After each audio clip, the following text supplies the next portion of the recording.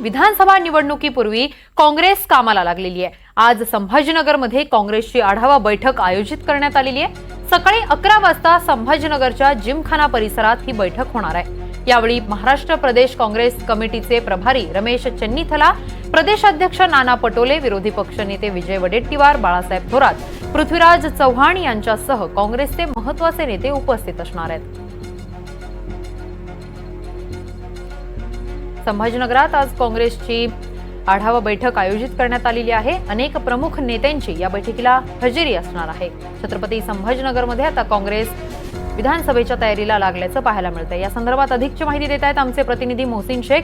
मोहसिन, आगामी विधानसभा निवडणुकीच्या पार्श्वभूमीवर काँग्रेस सक्रिय झाल्याचं पाहायला मिळतंय। संभाजीनगरमध्ये बैठकीचं आयोजन करण्यात आलंय। कधीपर्यंत बैठकीला सुरुवात होणार आहे?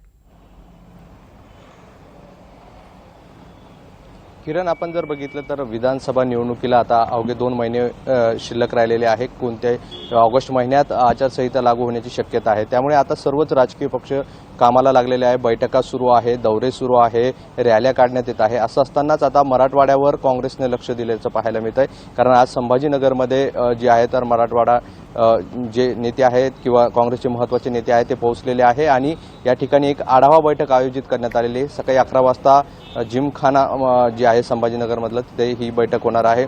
महाराष्ट्राचे काँग्रेस प्रभारी रमेश चितनलाजी आणि काँग्रेसचे प्रदेशाध्यक्ष नाना पटोले असतील किंवा विरोधी पक्षनेते विजय वडेट्टीवार असतील यांच्यासह पृथ्वीराज चव्हाण आणि अनेक काँग्रेसचे महत्त्वाचे नेते देखील या बैठकीला उपस्थित असणार आहे।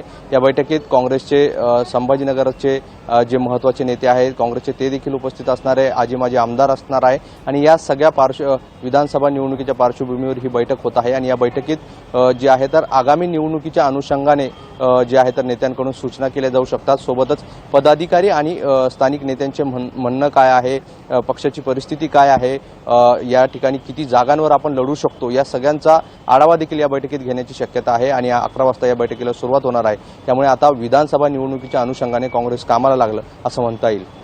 किरण, नक्कीच मोहसिन, धन्यवाद तुम्ही दिलेल्या या सविस्तर माहितीसाठी।